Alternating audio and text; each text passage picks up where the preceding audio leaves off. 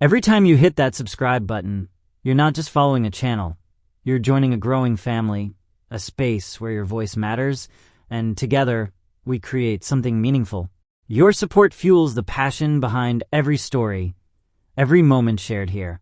It might seem small, but your subscription is a huge part of what makes this journey possible. So if you found something that resonates, something that sparks a thought or emotion, hit that subscribe button and let's keep building this together. At Victoria Noble Academy, a school known for its high standards and fierce competition, Ada was an undeniable standout. At 16, she was the star student, celebrated not just for her impressive intelligence, but also for her striking appearance.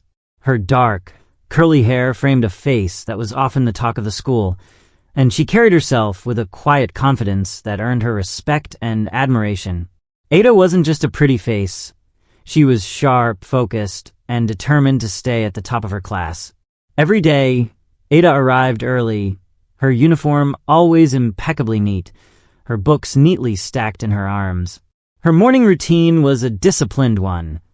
Breakfast with her family, a short review of her notes, and then her walk through the bustling school gates, where her classmates would often whisper as she passed. But Ada hardly paid any attention to them. Her focus was laser-sharp, trained on her studies and her dream of a top scholarship. At the academy, she was not just seen, but felt a presence of excellence. Every teacher knew her name, and it wasn't unusual for her to answer questions before anyone else had the chance. One afternoon, however, something shifted. During a literature class, Ada's classmate, Susie, leaned over with a smirk on her face and whispered, "You know, Ada, with your looks, you could easily coast through school. Why work so hard?"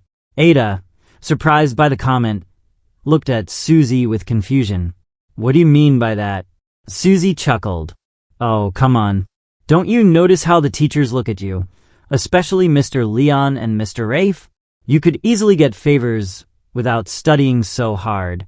Ada brushed it off, a little unsettled but unwilling to believe her friend was serious. Susie had always been blunt, often playful in her comments. They had known each other since their first year, and Ada figured Susie was simply trying to tease her. But as the days passed, Susie's words lingered in Ada's mind, surfacing each time she received an approving glance from a teacher or when she effortlessly aced an assignment. One evening, after her usual extra hour of studying alone in a classroom, Ada looked up to find Susie watching her with that same sly smile. Still burning the midnight oil, Susie asked, crossing her arms, "I'm serious, Ada. You're wasting your time. But hard work is how you succeed," Ada insisted, almost defensively. "Maybe for some," Susie said, leaning in, "but not everyone is as gifted as you are. Think about it, Ada. I'm only saying this because I care." With that, Susie turned and left, her words echoing in the silence of the empty classroom. For the first time, Ada felt a flicker of doubt. Had she been blind to the influence she unknowingly wielded? It was a thought she'd never considered, nor ever wanted to. As Ada packed her books and headed home that night, she felt strangely off balance. She'd always been taught that integrity and hard work were everything, that shortcuts only led to ruin. But Susie's suggestion now weighed on her, a whisper of an easier path. When Ada arrived home, her parents greeted her warmly as they always did, asking about her day, with pride in their eyes. But Ada's mind was elsewhere, her thoughts circling back to Susie's words. That night, as she lay in bed, staring up at the ceiling, she couldn't shake off the idea that maybe, just maybe, her beauty was more than just an afterthought. It was power. And the next morning, Ada woke up with an unsettling sense of curiosity about how far that power could take her. The next morning, Ada found her hand reaching for the small, barely used makeup kit her cousin had gifted her months ago. A light touch of powder, a bit of lip gloss, and she let her curls fall loosely around her shoulders instead of tying them back in her usual neat ponytail. Her transformation was subtle, but as she stepped back, Ada felt like a different person. Walking through the school gates, Ada noticed a difference almost immediately. Heads turned, and the usual whispers seemed louder, laced with something between admiration and envy. Even the teachers took a second glance as she walked by. Ada felt a strange thrill run through her, a feeling that she both enjoyed and found unsettling. In her mathematics class, Mr. Leon handed out a surprise quiz. Ada's heart raced. She hadn't prepared for it, having spent most of her evening distracted by Susie's suggestion. She looked at the test paper, the numbers blurring slightly as she felt her mind go blank. Usually, she'd tackle every question with ease, but today, she could hardly think. When Mr. Leon passed by her desk to collect the papers, Ada met his eyes and forced a small, uncertain smile. "Mr. Leon, I'm hoping I did well on this quiz. I really want to keep up my grades," she murmured softly. Mr. Leon paused, looking slightly flustered as he replied, "I'm sure you did, Ada. You're one of my best students after all." Ada's heart skipped. Had that subtle hint really worked? She couldn't be sure. The next day, when Mr. Leon returned the graded quizzes, Ada felt a jolt of disbelief as she glanced at her score. A perfect mark. She remembered the questions she'd struggled with, the ones she'd guessed blindly. Could it be that Susie had been right? Could a simple smile and gentle words influence more than she realized? Encouraged, Ada tried similar, subtle approaches in her other classes. A kind word, a shy glance, a quick smile. She received perfect scores, and her teachers seemed unusually pleased with her. For the first time, Ada felt a weight lifted from her shoulders. She didn't have to spend hours studying to maintain her high marks. She could relax. She could breathe. Yet as the days turned into weeks, Ada began to notice a shift among her classmates. Where there had once been admiration, she now saw cold stares and whispered conversations behind her back. The same students who had once looked up to her now seemed to regard her with suspicion and resentment. In particular, she noticed that Susie watched her closely, her usual smirk now tinged with something darker. Ada tried to brush it off, but she couldn't ignore the change. It was as if Susie took pleasure in watching her new methods unfold, as though she'd set a trap and was waiting to see how far Ada would walk into it. One afternoon, Ada found herself alone in the classroom, reviewing her literature notes. The sun cast long shadows across the empty desks, and the silence felt heavier than usual. She was startled when Susie appeared at the door, leaning casually against the frame with her arms crossed. "Still burning the midnight oil, Ada?" Susie asked, her tone laced with sarcasm. Ada forced a smile. "Just catching up on some reading." Susie shook her head, grinning.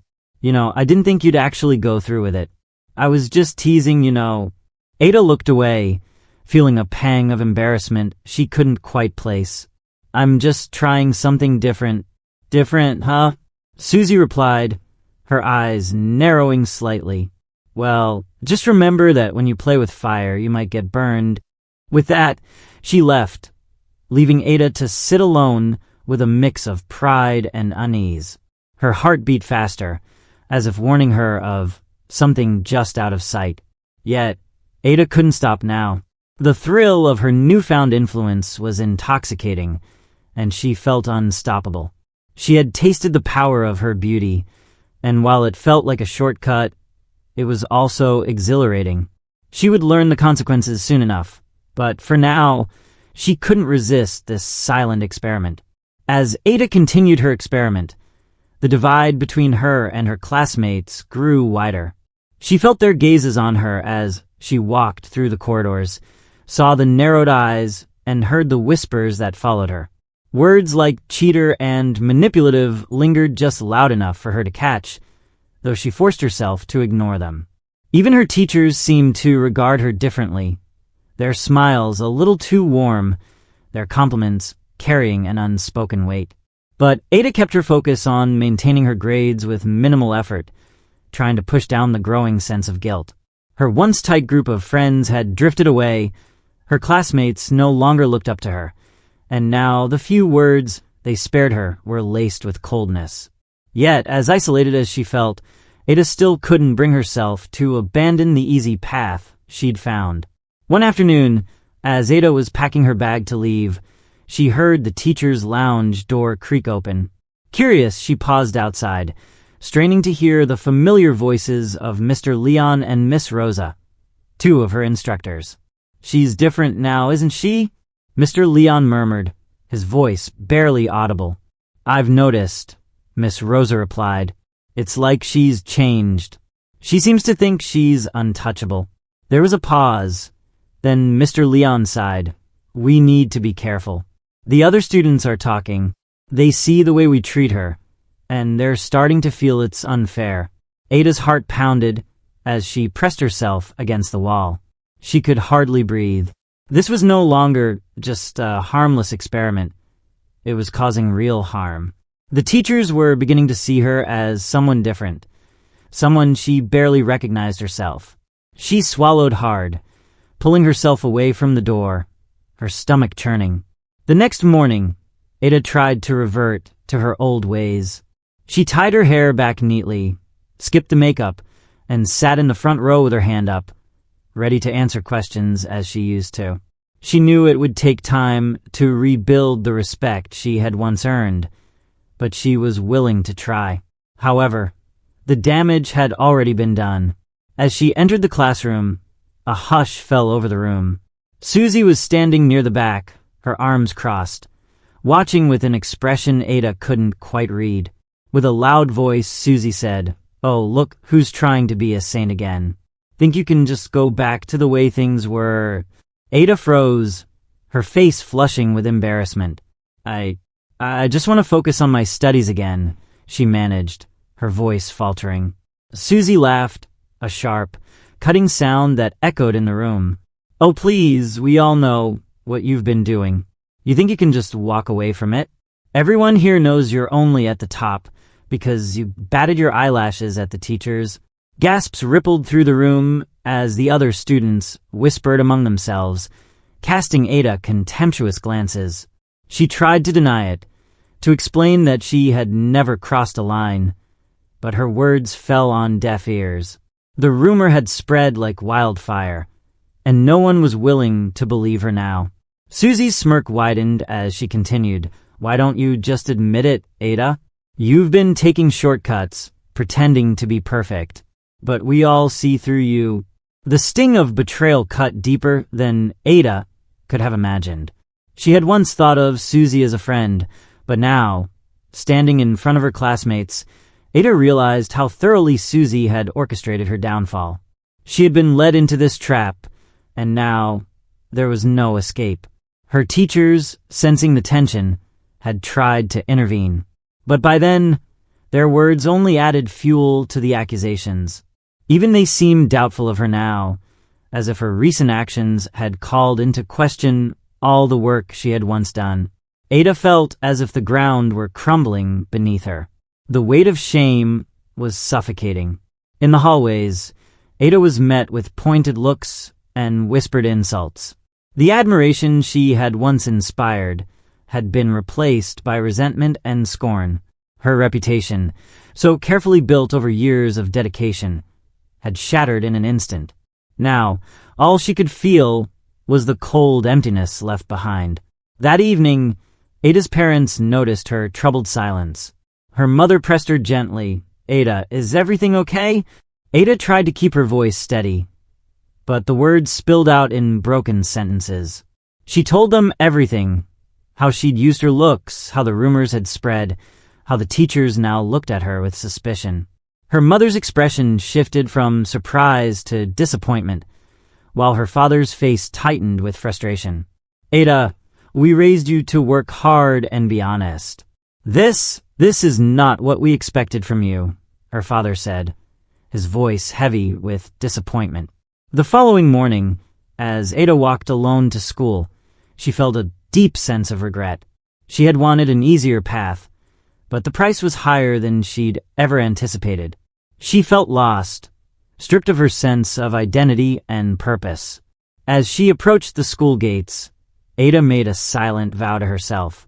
No more shortcuts, no more bending under pressure.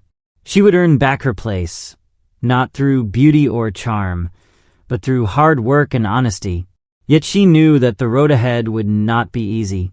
She had crossed a line, and the journey to redemption would be long and unforgiving. Little did she know, her return to humility and hard work would bring its own share of challenges, and Susie was not yet done with her. The days that followed were a test of Ada's resilience. Each morning, she steeled herself for the sideways glances, the harsh whispers, and the stinging mockery from her classmates. The effort to rebuild her reputation was exhausting, but she clung to her resolve, determined to leave behind the path of shortcuts and manipulation. The hurt was deep, but deeper still was her conviction to reclaim her dignity. As she worked to regain her teacher's trust, Ada noticed small shifts. She took on extra assignments, stayed after school to review her mistakes, and, most importantly, made herself vulnerable by openly admitting when she struggled.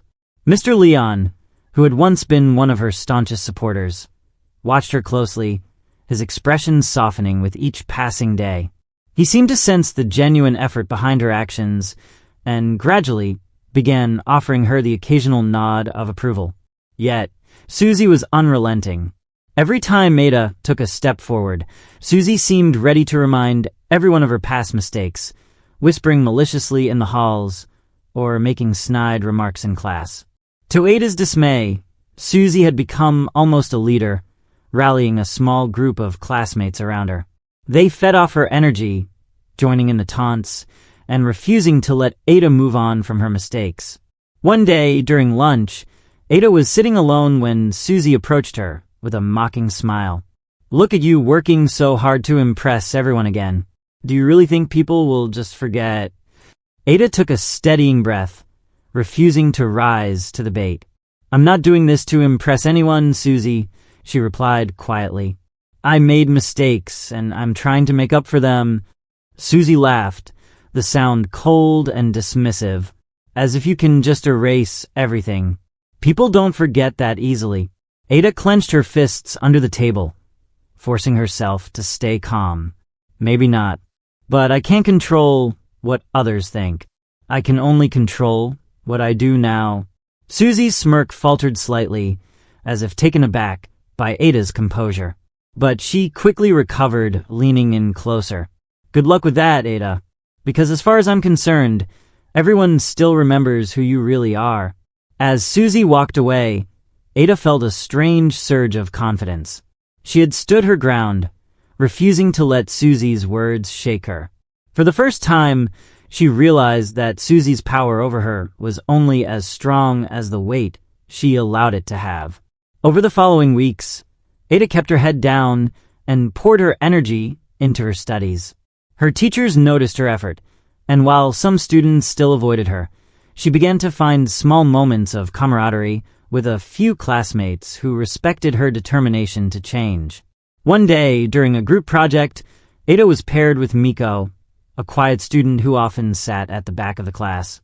Miko had always been shy, but as they worked together, Ada found that he had a sharp mind and a knack for problem-solving. Their project turned out well, and Miko gave her a shy smile. "You know," he said, "I think you're actually pretty cool, despite what people say." Ada smiled, feeling a warmth she hadn't felt in a long time. "Thanks, Miko. That means a lot." As the semester drew to a close, Ada finally felt a sense of belonging again, albeit a quieter and humbler one than before. She had learned the hard way that admiration built on deception was fragile, while respect earned through honesty and hard work was lasting. But just when she thought she could finally put her past behind her, Susie struck again. One afternoon, as Ada was organizing her locker, she found a small envelope taped to the inside door. Curious, she opened it and froze. Inside was a photograph, a candid shot of Ada looking flustered while speaking to Mr. Leon after class one day. Scrawled across the bottom in harsh red ink were the words, "Playing innocent doesn't fool everyone." Ada's heart pounded as she looked around, but the hallway was empty. She felt a chill run down her spine. Susie was no longer content with whispers and taunts. She was trying to intimidate Ada, to make her feel as though she would always be trapped by her past mistakes. That night, Ada sat alone in her room, staring at the photograph. The old feelings of shame and guilt washed over her, but she reminded herself of everything she had worked for. Susie's tactics were meant to scare her, to make her feel small and hopeless. But Ada wasn't that same person anymore. She was stronger now, and she had come too far to back down. The next day, Ada took the photograph and went straight to the school counselor. She explained everything, her own mistakes, the rumors, and Susie's escalating harassment. The counselor listened intently, nodding with understanding. "Ada, it's brave of you to come forward," the counselor said. "Everyone deserves a second chance, and you've worked hard to earn yours. We'll handle this situation." The following week, the school staff took swift action. Susie was called in for a meeting with her parents, and it was clear that her reign of intimidation had come to an end. As the days passed, the atmosphere in the school shifted. The tension Ada had felt for so long began to dissipate, replaced by a newfound sense of peace. Finally, Ada could walk through the halls without feeling the weight of shame pressing down on her. She had faced her mistakes, endured the consequences, and emerged stronger. Her journey had been painful, but it had taught her the true value of integrity, resilience, and inner strength. As she closed her locker at the end of the day, Ada looked around at the familiar faces passing by. She was no longer the top student, nor was she the center of attention. But she was content, knowing that the respect she had now was built on a foundation that would last. As the end of the school year approached, Ada felt a renewed sense of purpose. She had finally found a balance, a sense of identity that wasn't tied to anyone's approval or judgment. Her grades had stabilized, and though she was no longer the top student, she had earned a reputation for her honesty, hard work, and resilience.